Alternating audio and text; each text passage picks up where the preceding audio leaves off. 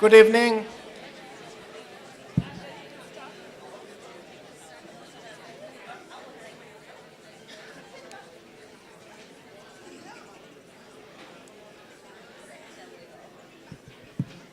Good evening, everybody, comrades, colleagues. Can you hear me at the back?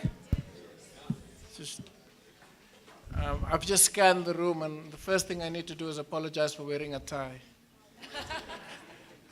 I really look out of place with this tie, but I've come from meetings where I would have looked out of place without a tie just before this, so forgive me.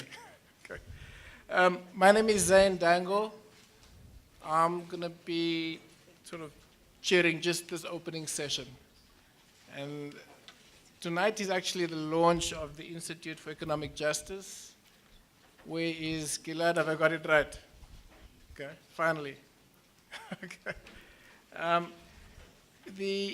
know you've been engaging the whole day on a range of very interesting topics. And the IEJ was set up precisely to engage a whole range of stakeholders around a new form of economics.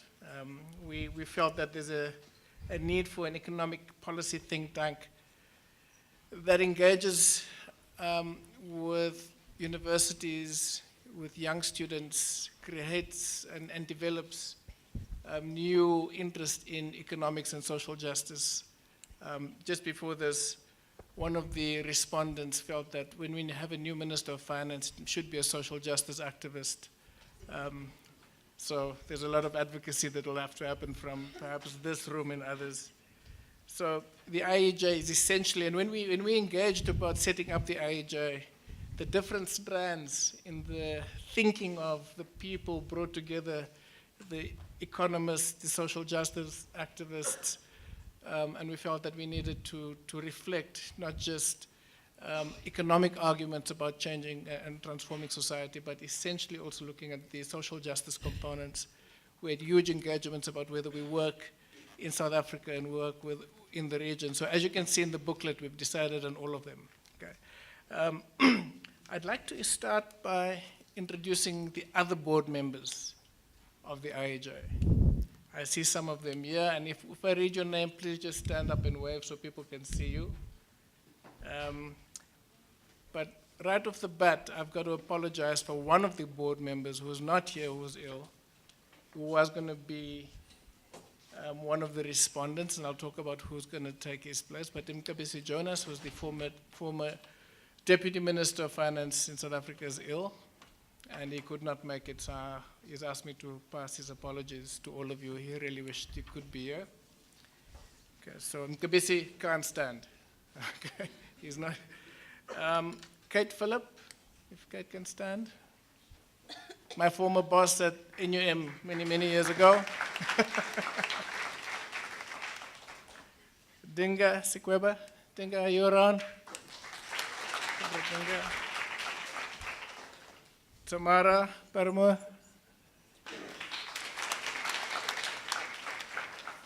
Ayabonga Kawe, are you around? He's with him, Kabsi. Tony Ehrenreich, not here, could not make it. I think Mandisa Diante, here, Mandisa, here we go. Fiona Drengena. Fiona's not here? She's looking after Mcebisi. Oh, no. Okay, but as you can see, there's a mix of academics, trade unionists, and activists on the board.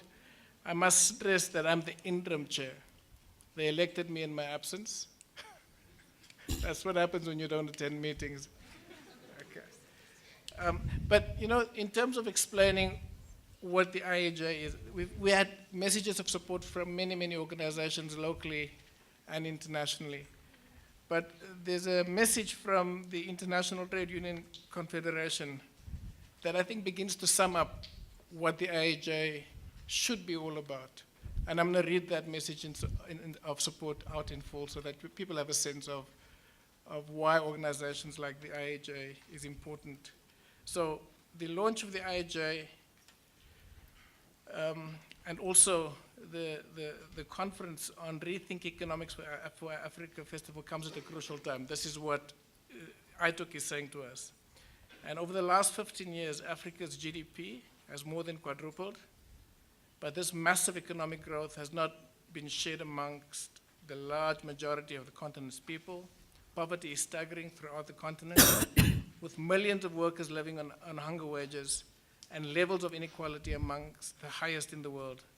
The prevailing economic model of the continent, and perhaps the globe, is an affront to social justice when minimum living wages and universal social protection can be afforded. It is jeopardizing long-term social and political stability on the continent. The festival led by the Institute for Economic Justice brings together economists and other experts to explore the new economic models that can serve to confront such inequalities, enhance social cohesion, restore confidence in the continent's institutions, and foster long-term sustainable development. It is an ambitious initiative that will stimulate serious research on the economic alternatives relevant to workers in Africa, and it will allow experts to share resources and ideas, create linkages like these, and inform just evidence-based policies to be taken up for the benefit of working people, unions, and their communities. I think this begins to sum up the kind of issues that the IAJ stands for. And I'm not going to explain much more than this. Before I hand over to our panel and our artists and musicians, are they ready? I'd like to just, and I have to we've had many donors and many people offering support to the IAJ, but we have to especially thank the FES, the Frederick Eberg Stichting Foundation, and its head here in South Africa, Heinz Bongartz. Heinz, can you? And also the FES team, if they're around, if they can please stand, so, because they've been exceptionally helpful as well. Thank you. So from my kind of boring interlude, we go to the real players. Okay. So first up who's going to talk to us is Professor Thandika Mkandawire. The artist first. You see, I forgot the arts. Okay. We've got two artists who are going to open up for us. One is Thando Buthelezi. Thando is a poet, a journalist, and a writer. And then we also have Mthokwazi Lenga, who essentially is a, and hopefully I can say this right, Kopera artist, which synthesizes African indigenous bow music. Okay, and she's from the Eastern Cape. So if we can get our artists to come in, please. And tell them they are live on TV as well. Huh?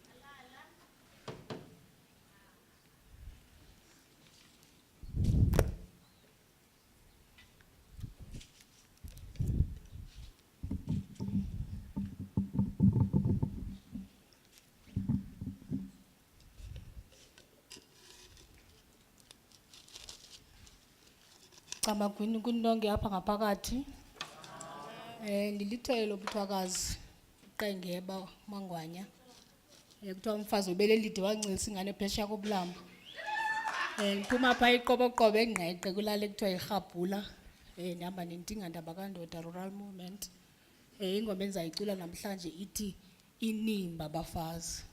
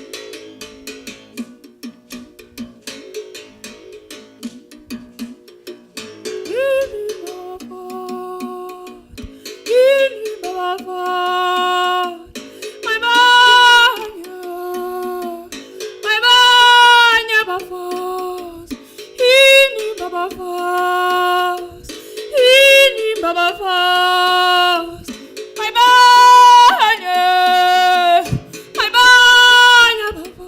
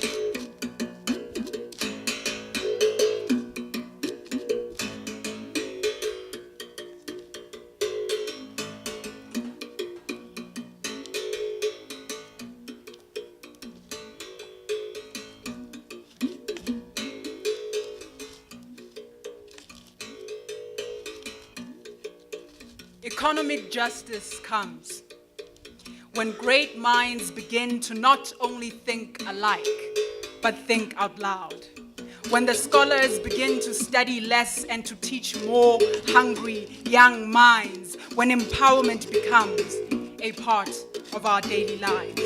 When we learn to shout possibilities as if they were early morning chants, perhaps once government becomes the people.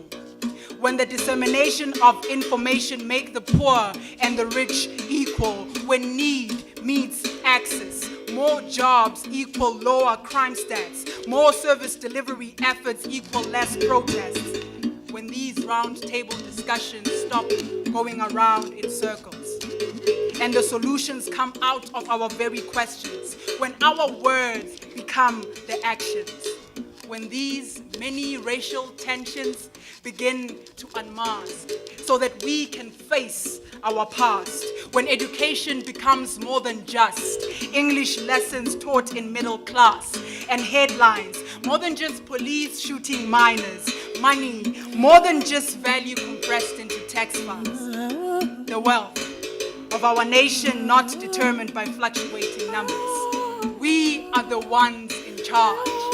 We are the ones in charge. So imagine if knowledge to us was both power and tool, if wisdom was school, if we ourselves drafted the policies which govern and rule. Revolutionaries are not fighters. They are conversation starters. And these things, they will start like this. When we come together, sit and talk like this. When fists are clenched with a tightened grip on tomorrow's promise. Economic justice is when the grass is greener in all sides.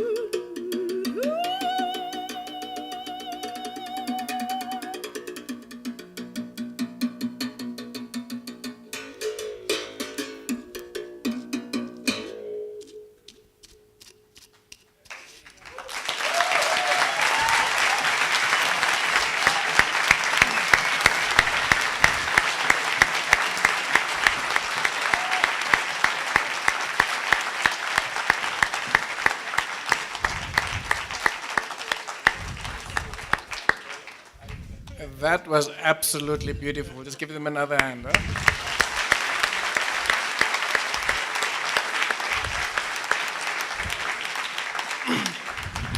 Revolutionaries in conversation, writing poetry, playing music. These are the souls to what a nation should be. Right? Captured. This should be capturing our souls and our imaginations. More arts, less politics. So I think that was absolutely brilliant. So we're going to go into our panelists.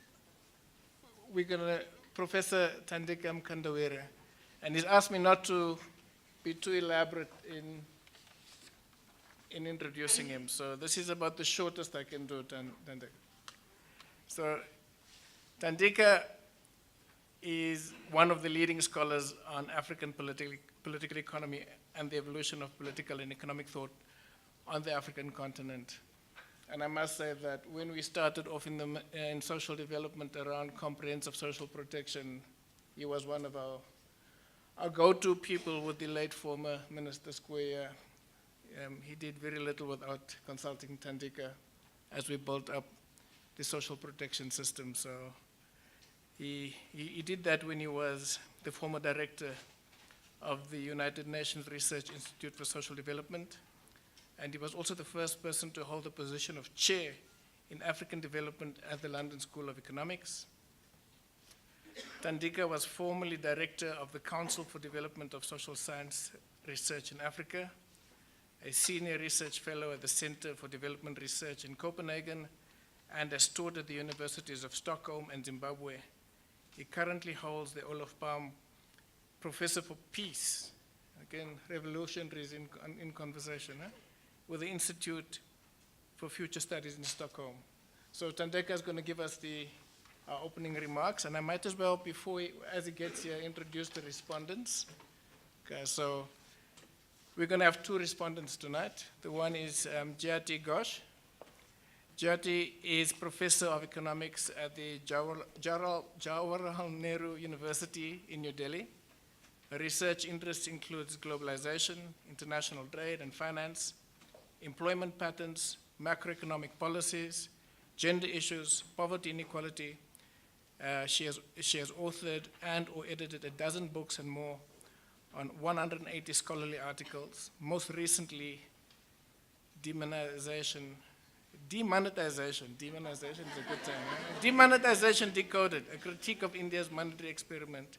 She is the Executive Secretary of International Development Economics Associates, an international network of heterodox development economists. And you're going to have to explain what you mean by that a bit more. Okay?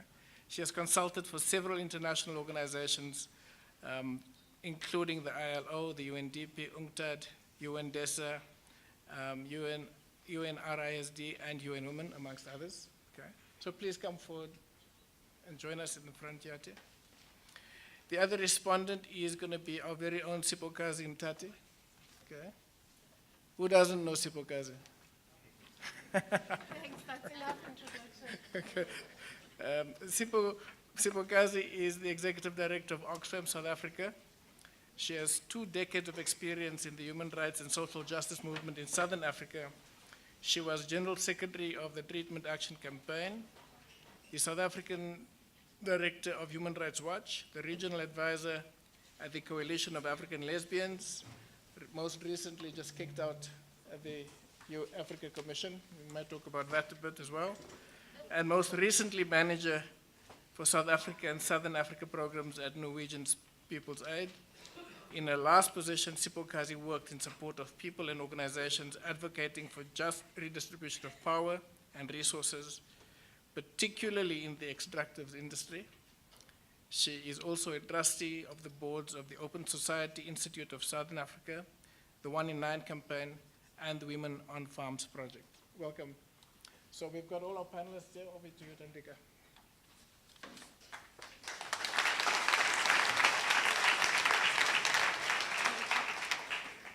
Good afternoon. Well, ladies and gentlemen and colleagues, I'm extremely delighted to be here. I take South Africa very seriously. because South Africa matters a lot to the continent. And I'm always very pleased to be engaged in debates and conversations with people in South Africa. I'm actually impressed by the fact that this event started with music. A couple of years ago, we invited Hugh Masekela to London School of Economics, and he was supposed to make a presentation on the role of music in the liberation struggles worldwide, and in the black liberation worldwide. This was in honor of Steve Biko, the lecture was on. So there he comes, and he didn't prepare. We were totally unprepared what we were going to do. He gets on the podium and then picks up his trumpet. I didn't see it. I didn't notice he had brought one, and he plays it. And he plays a song which, in moments of xenophobia, I think should be played on radio over and over again. It's Stimela, because it tells about this region, the movements of people in our region, how they've been, from the rest of Africa, ended up here. And I was very impressed to see that today we started also again with music. Hugh actually gave an amazing lecture, and just the man's knowledge of the role of music in the liberation struggle of blacks in Latin America, in the US, of course here in Africa, was just amazing. So I think we should make the point that before any major event, have an artist open our hearts so we can perhaps engage in much more humane debates than we do normally with our own disciplines. Now, economics is a very nasty, well, not nasty. Economics is a very, I have a very complex relationship with economics. So on one hand, I'm very aware of its importance in society. On the other hand, I'm frustrated by its bouts of irrelevance in many occasions when seriously things are going wrong and the economists are not there. And at London School of Economics, the Queen of Britain asked the question, when there was a crisis, after the financial crisis, she asked the question at the LSE actually, why didn't you tell us this was coming? And I was very surprised at how the economists at the LSE actually took her complaints seriously. I mean, people have been saying the same thing for ages. But since Her Majesty said something, there was kind of much more attention. So it's frustrating in that sense, that it's an important subject. At the same time, it's absent when it matters. Part of that is because within economics, there's sort of two aspects of it. One we might call praxeological, that is, within say, any society, economics serves functions, very practical functions. And that would be, when I say the more praxeological role of economics, but at the same time, economics has a very strong ideological function. And finding separating these two functions is an extremely complex process, and there are some of the nasty fights about accusing each other of either being ideologically driven or being a puppet of the state or being simply a technician serving those in power. So but these are, I think, basic features of that's the basic feature of the discipline. Now, of course, there is always a debate about why do you place so much emphasis on ideas. Ideas matter a lot, but there are other things. Normally, in my lectures, my first lecture at the LSE, I identify what I call the I's. So one I being the initial conditions of things, the other one is the ideas, then interests that people have, institutions, the level of industrialization, if you like, the international context, individuals, and sometimes I'm forced to add an idiocy. And you learn from an economic study that you must never underestimate the role of idiocy in economic matters. Now, the ideas within Africa, the ideas to which economics has had to say something, one can sort of divide them into four major ideas. One within Africa was nationalism, whether economics contributed to the nationalist aspirations. That was the first debate in the 60s. Was economics relevant to the aspirations of the new nations? It's interesting that Kwame Nkrumah's first, one of the earliest, I think the first advisor to Nkrumah on economics was Professor Arthur Lewis from West Indies, and a Nobel Prize winner, probably the best mind in economics, I think, in terms of on economic development. He was the first advisor with Nkrumah, and they quarreled, and Arthur Lewis had to go. And so there's always been this search for economists who somehow make sense to the nationalist cause, or who understand, or who are sympathetic to the nationalist cause. The other major idea has been developmentalism, the quest for development in Africa.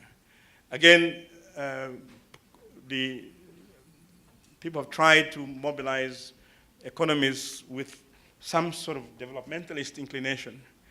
And that has not as been easy. I'll go a little bit, very quick history of this. And then, of course, perhaps over all this has been notions of social justice. How does economics contribute to the social justice? When I read economics in the early years, the understanding was that you start off the Samuelson book on economics, you start off the social welfare function. Okay? The society agrees on that, and then the rest, then you maximize that a social welfare function subject to certain constraints. The constraints were economic growth, stabilization, the things that we do that have become dominant. In those years, they were seen as constraints and not as objectives. The objective was a social welfare. There were a lot of oversimplifications on how you draw up this welfare function, and in fact, whether it was actually possible. Kenneth Arrowford might be not possible, but there was an understanding that before you say anything else, you have to agree on what's your social function, social welfare function. What has happened in the last few years is the other way around, that stabilizing interest rate becomes the objective, and everything else is mobilized to stabilize interest rates or to stabilize the financial sector. And so that what were in the past secondary constraints become the main objective. Now, those fights go on in economics, and I'm sure the institute here will have to resolve that, especially agreeing on the social welfare function first. The rest can follow, whether you have high interest rates, as long as that interest rate is not undermining your social welfare function, which can include, in the 60s, 50s, and 60s of Europe, that was very much around full employment and the welfare, and creating the welfare state. For developing countries, the main objective, the big drive has been, of course, the question of development. And I know in South Africa people get very upset when you talk about catching up, because they think, but I'll get back to that. Now, I will argue that some of the major sources of disagreement in economics, and it have to do with how you perceive the market. How does the market function without the state? What's how do you stylize the market, if you like? And I have a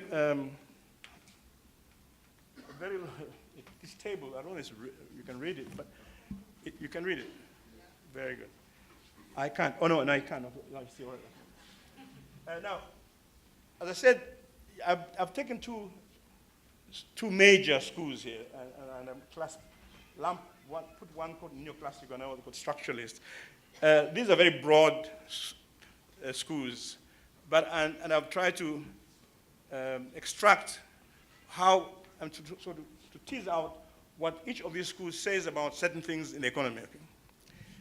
And it so happens that, well, as I said, within each of these schools, you will find a wide range of people. What I call structuralists include, Marxist development economists in the classical sense, and neo-Marxists and Keynesians. And one, of course, the initial conditions. The structuralists were very concerned with the history, where you're coming from mattered, and that was how they tried to, that's what a point of departure. Neoclassical economics is generally, I should be one word, is basically ahistorical, for a very good reason. Nowadays, they talk a lot about path dependence, and because of Douglas North has sort of introduced history in neoclassical thinking. But fundamentally, if you assume, which is the second assumption, if you assume perfect markets, perfect information, and so forth, then what you have today today is simply the logical outcomes of perfect foresight of our grandparents. So there's no point in worrying too much about history, because they're going to get here anyway, because they have such perfect knowledge of the past, of the future, of the present. So you don't have to worry too much about these initial conditions. And there are very strong assumptions in classical economics about how markets function, and those are they're held those views about markets are held so firmly that sometimes it actually sometimes makes discussion within neoclassical economics and structuralists impossible. Because if somebody starts up with that markets are perfect, and you are saying they are not perfect, literally the discussion ends there. you can argue as much as you want, you won't change much. Because it's and they make and neoclassical economics are very good at, they're polished instruments of logical arguments, mathematics of it. For those who are interested in economics, of course, you probably have read the book by Debreu, the French Debreu, which is the theory of value, which gives a perfectly logical explanation of how the market functions. Okay? And it's perfect competition, it's perfect foresight, it's perfect. There's no unemployment, things, there's all markets clear and so forth. And those perfections are not only about today, but they're also about all future markets. And people study that stuff. I mean, I had to study that. and you study almost religiously to understand how this thing called the market functions in this sense. The structuralists have historically started off from that markets are imperfect, and that the markets don't respond as quickly to price as people think they are, and the future, there's a lot of uncertainties, and markets are very segmented, they're not in the same place. In South Africa, it's very clear of how sharply segmented markets are, and they're segmented for all kinds of reasons, including non-economic reasons for that. There is also a very strong argument, which is that the supply and demand, this so-called the belief in the Say's law, supply and demand normally, cross and they're clear. And of course, structuralists, including Keynesian, challenged that. They didn't believe that there was an automatic equality of supply and demand, especially in the labor market. And that, again, is a whole debate about theories of how markets function. And anyway, I can go through all this. The main story I'm trying to raise is that you can see the differences, very strong difference in assumptions. And unfortunately, I mean, if these assumptions were pure academic exercise, there'd be no problem. Unfortunately, they do actually have, they have very strong policy implications. And one thing for us, which is very important, one of the striking differences is about how income distribution is arrived at. The market, of course, believes that supply and demand determines your wages, determines profits, determines rents, and determines so forth. Most structuralists would argue for what's called functional income distribution, that the rewards, so-called rewards to labor, capital, land, and so forth, are determined not by the market, but by conflict, agreements, compromises, power, organizational power of labor, and so forth. And this new view of function of distribution has sort of been brought back by a little bit by Piketty, but generally, most of the discussion about income distribution today is based on what's called personal income distribution, which is how much different households get from the economy.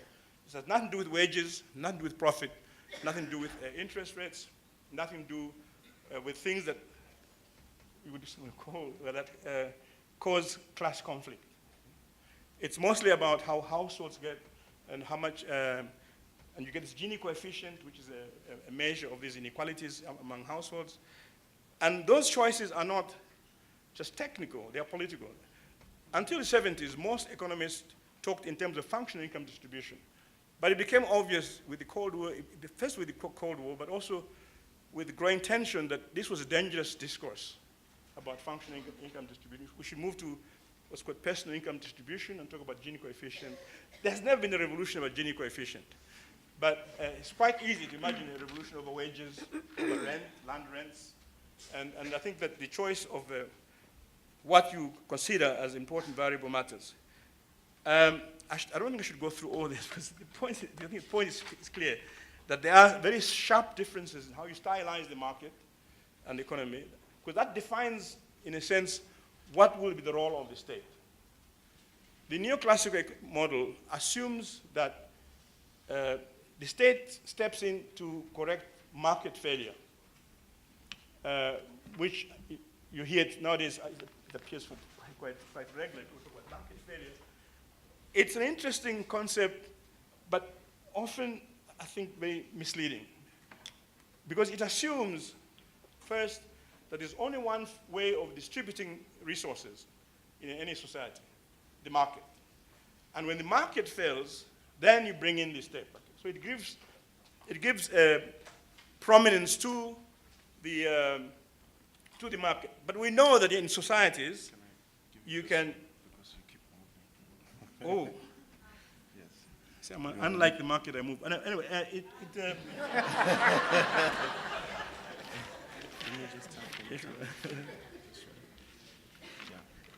yeah.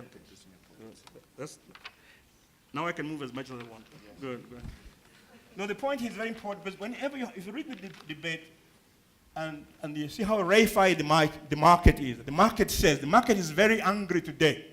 That's why, because Zuma did this, or the market will not accept this. Now, there are at least three ways of distributing resources in any society. You can use the market. You can use hierarchies. In the army, you distribute things in the army not by market. You have a hierarchy. Or through networks, like in the family. You don't use the market in the family. And interestingly enough, in the large corporations, they don't use the market inside.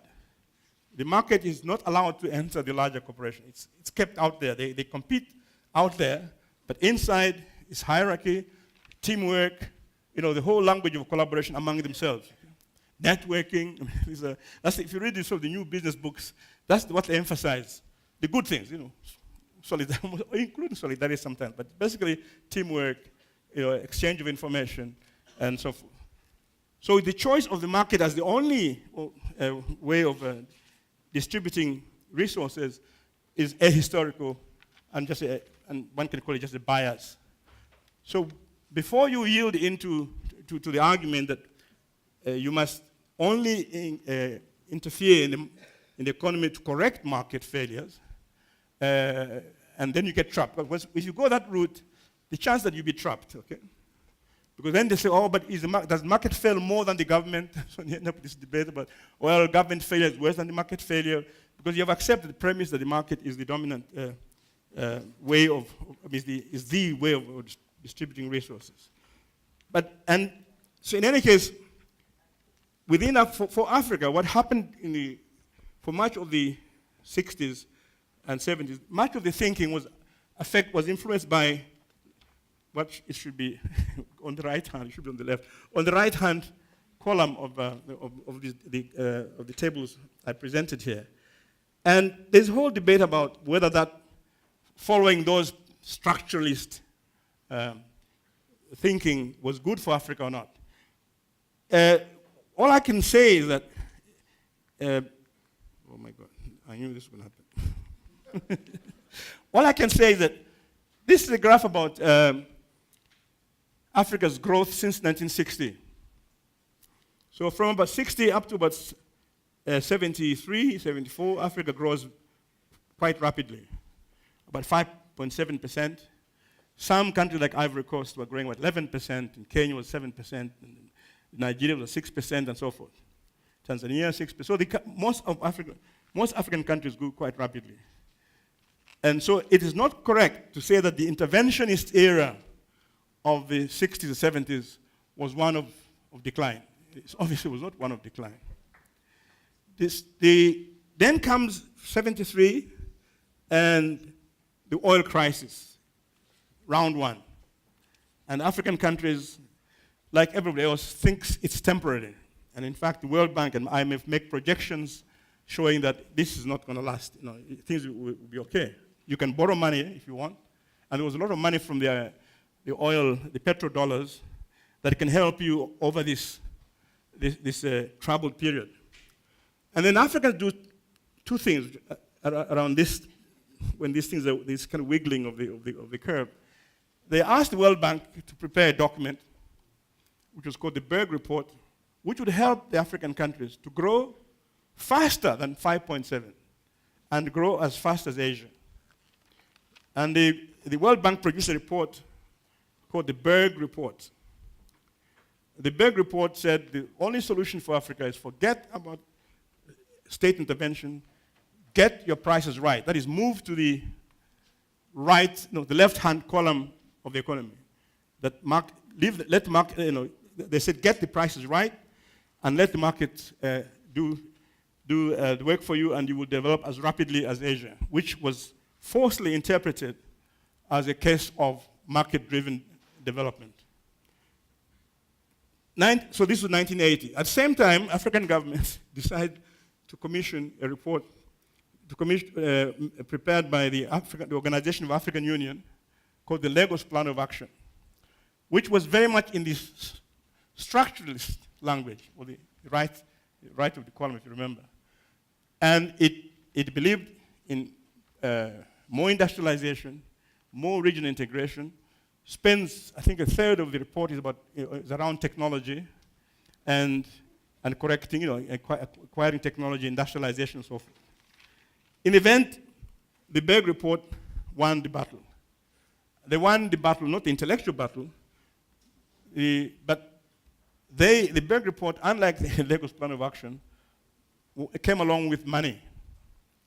The Lagos Plan of Action was just ideas, and they had no financial support.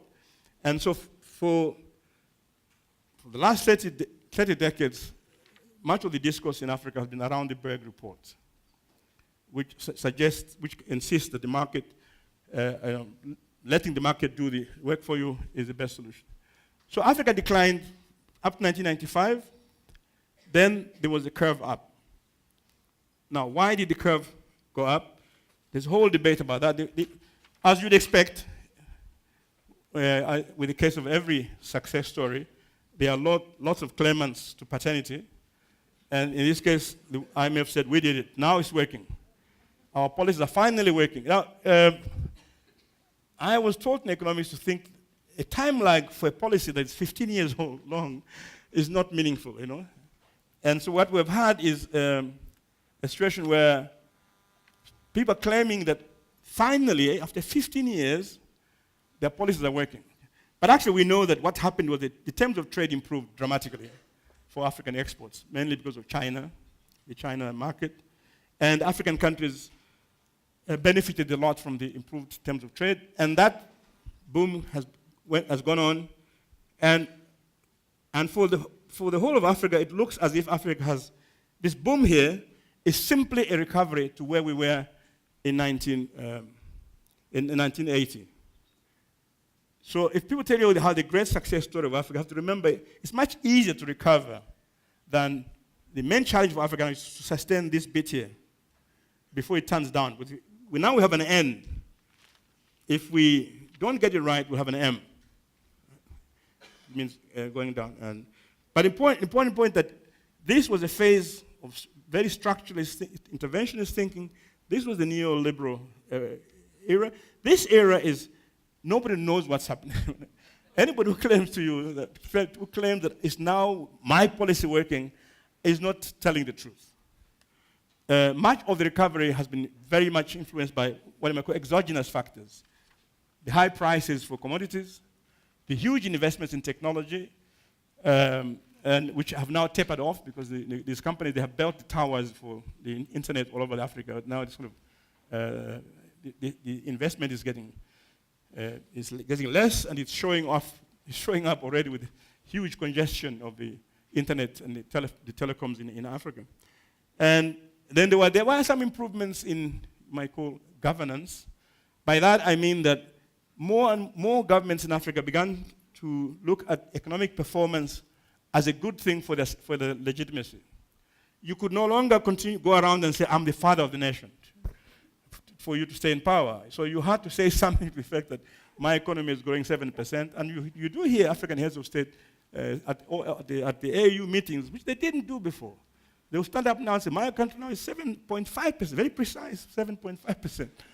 I don't know where they got the figures, but the important thing that there is sort of societal pressure for some improvement in the economic performance and in internal. And that, I would think, is probably the most important endogenous change. The fact that economic development is entering the national agendas, and the governments feel compelled to say that I am doing something about it. But you will hear from time to time statements by those who are in power, saying that they are behind development. Now, with what happened with this era, of course, meant the decline of development economics. Development economics was not only removed from policy circles, but in many cases they were expelled from departments of economics. Some of them ended up in economic history.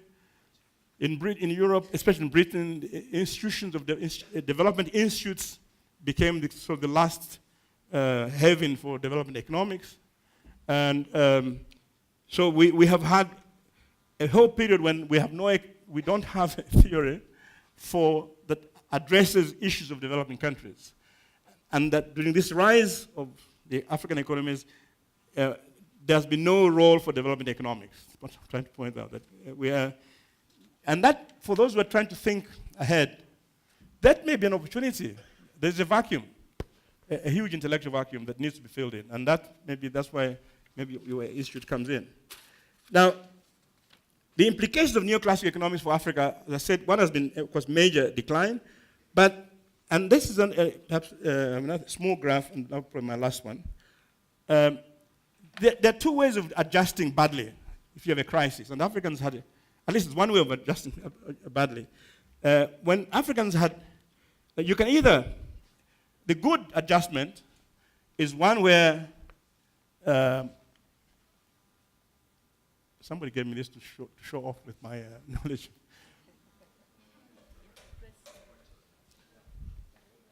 The red one here. I don't see the. Good. And I hold it. Okay. Now,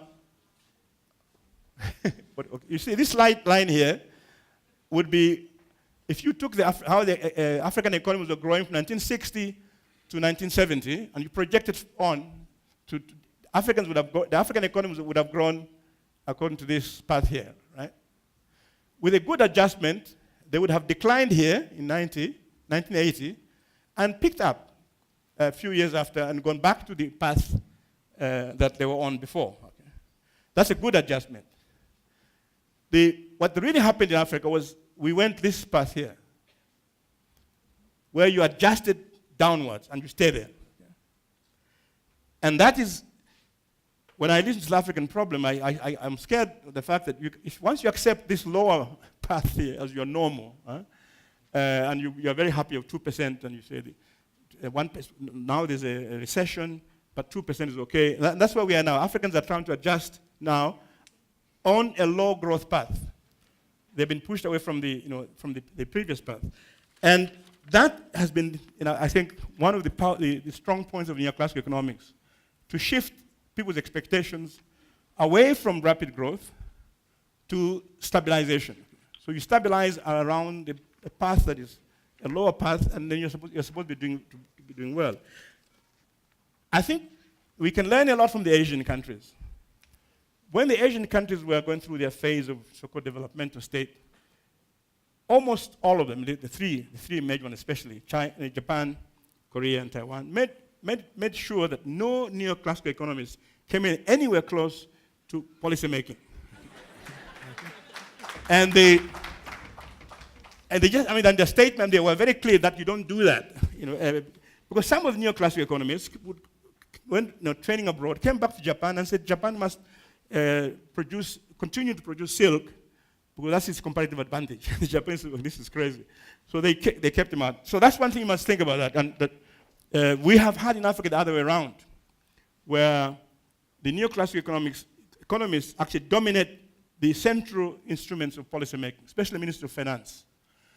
In fact, it's quite normal nowadays in Africa to say, our minister is X IMF official. That's very important. We have in Malawi, I'm from Malawi, our Minister of Finance is an ex-IMF official. And the reason for doing that, of course, is to make yourself marketable to the rest of the country. The second thing the Asians did, and I think this is where, again,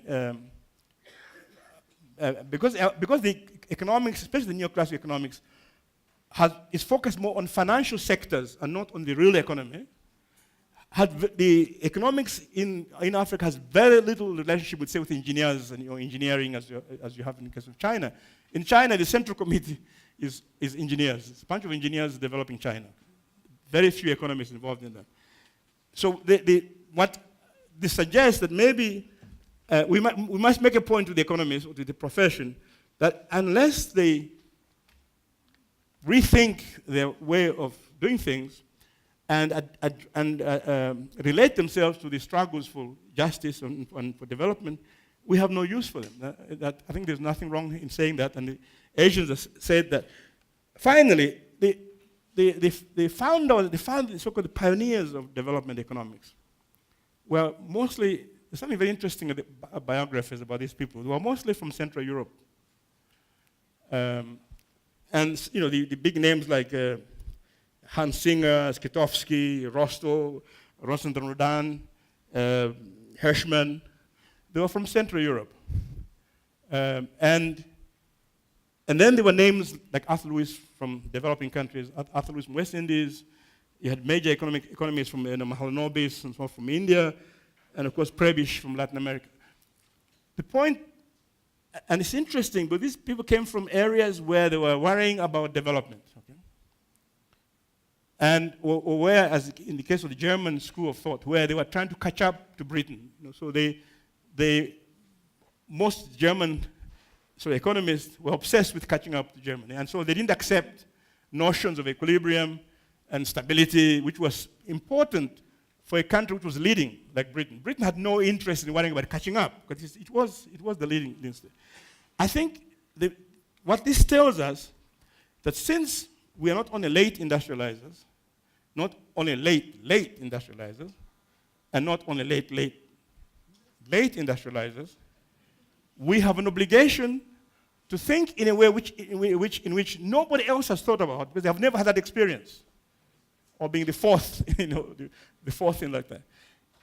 And that's what the German historical school taught us, that they could not accept the Anglo-Saxon thinking, because that was the thinking of the lead nation, which was Britain. And so we have a moral obligation, well, not a moral obligation, but also just a scientific obligation to say, look, we are starting off from a very bad position. We have to engage in massive thinking, a kind of thinking that no one will do for us, because they're not interested. Most of the countries in Europe now, they're worrying about keeping up with the Jones, or keeping up with neighbors, or maintaining their position. They're not interested in catching up with anybody. This catching up story is the China, and of course Africa is the most dramatic case of that. So I think this gives us a justification for thinking in ways which are unusual, because our situation is unusual. And that's, I think, the lesson you have from the Asians, the East Asians, and the late industrializing Europe. So I hope that this institute will perform that role. And by the way, I want to underscore the fact that you have said the Institute for Economic Justice, which means you really have to take both very seriously, the justice part and the economics part. Sometimes they look at odds because economics can become graphs and diagrams and so forth. But the whole idea is to link up those two rigorous economics with rigorous notions of justice. And you can do it. I think you can do it.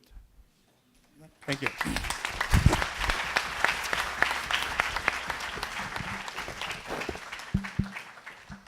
Thank you very much, Thandika. We're going to do some injustice to the cocktail hour and do justice to the panelists. Agreed? We started a little late, and I think we've got esteemed panelists here. Let's give them the space they need to engage. So, Jati. I can go there. You go there. Thank you very much. I'm absolutely delighted to be here. It's always a treat to hear Thandika, and every time I hear him, I learn more in different ways. But it's also just a real treat to be in this room with so many enthusiastic faces and the sense that there is something new about to start. I don't want to, I think Thandika has done this amazing sweep of development economics, actually, over the past half century.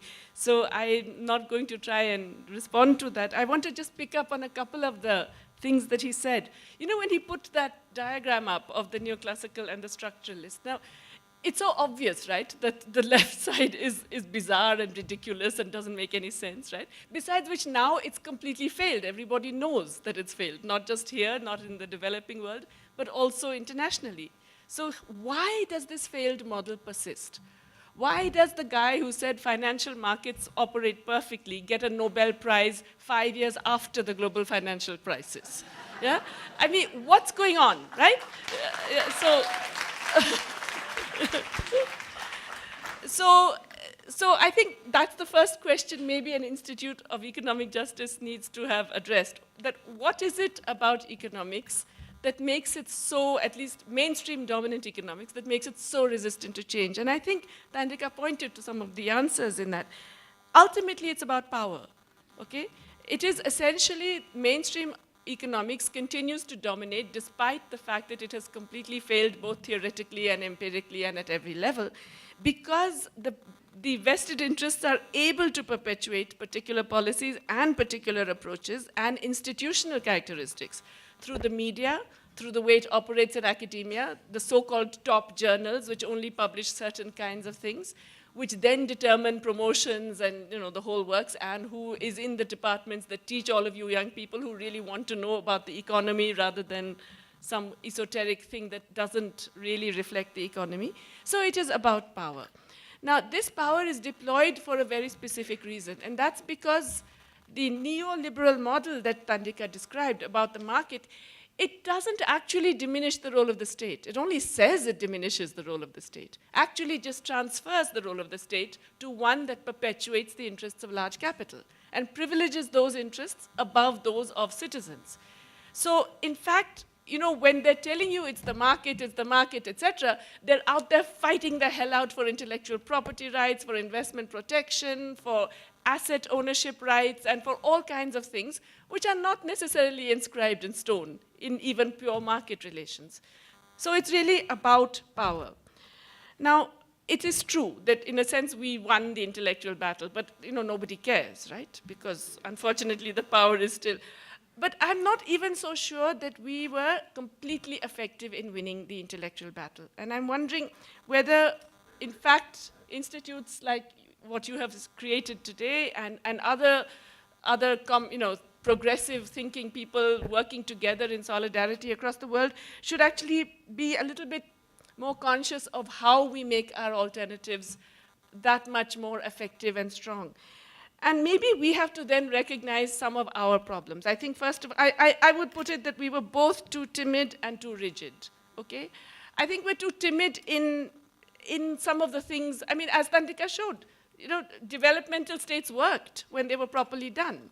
It wasn't all import substitution, industrialization was not always a failure. We're too timid. We're always willing to say, we get too, shall we say, embarrassed by flaws, and we always hold those policies up to a much higher standard than we hold what is going on today, for example, where you take it for granted that there will be continuous unemployment, where there will be continuous stagnation of real wages, where there will be no improvement in people's social conditions, and so on. So I would argue that we should argue for more state capacity, more resources for the state, more state employment. Thandika used to have that wonderful statistic about the number of people who work in the public sector as an indicator of the level of public services you're providing to your population, and how poorly Africa and, may I say, South Asia perform in those two indicators relative to the countries where we think they're doing all right, like Sweden and so on. So I think we have to be less timid. But maybe we were also a bit too rigid in the sense that we didn't recognize that these states have to be accountable. And we didn't think of the forms of accountability. We didn't actually work out how, when we give more power to states, we should ensure that democracy and justice are not impeded. And particularly, we were, I think, over-centralized in our vision, even of the accountability, and we need to maybe think more decentralized in terms of the accountability when we are thinking about the functions of states in their developmental role. And I think we were too blind to other forms of difference. I mean, I grew up in a tradition where class was the only important thing. Okay, in your country, race; in our country, we had caste, okay? We didn't recognize a whole range of other, gender was there, but not really. A bunch of other ethnic, regional, linguistic, and other divisions that operate in segmenting markets, as Thandika has mentioned, and operate in determining how even macroeconomics works, we didn't take adequately into account. So now that there are all of you rethinking economics for Africa in this very exciting conference, and now that there is a whole institute, a think tank being set up to actually devote yourselves to this issue, is the time for us to be both bolder and less rigid and more creative. I think ultimately it's a great time to be doing this because, it's true, Trump is awful and has orange hair and is racist and sexist and everything, but he has upended the global economic system. I mean, actually the European, they don't really know what's hit them, in a sense. Everything's up for grabs at this moment. It's a time when, because of the fact that so much fluidity has suddenly been introduced into what was becoming a really, really very rigid international architecture, there is scope for alternatives. But then we have to be ready with them. And we have to be aware that this is a moment that we can really take huge advantage of if we seize that moment, which means we have to be intellectually also both more challenging and more ambitious. I think, in fact, I'm sure now, looking at the excellent program that has been created, that you can all do this. Finally, I just say, we have to also influence the media, public society much more than we have done, because economics is too important to be left to economists. Thank you.